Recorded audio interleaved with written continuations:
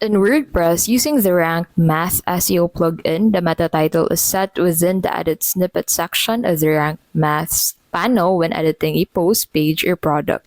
So in this video, I will show you where is meta title in your WordPress Rank Math SEO. So first, go ahead and open wordpress.com on your browser and then sign into your account.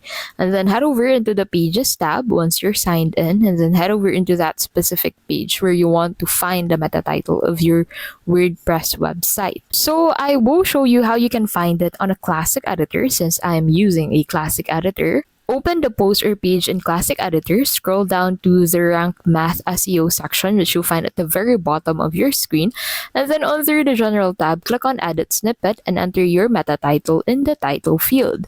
And that is how you can basically find where is meta title in WordPress Rank Math SEO.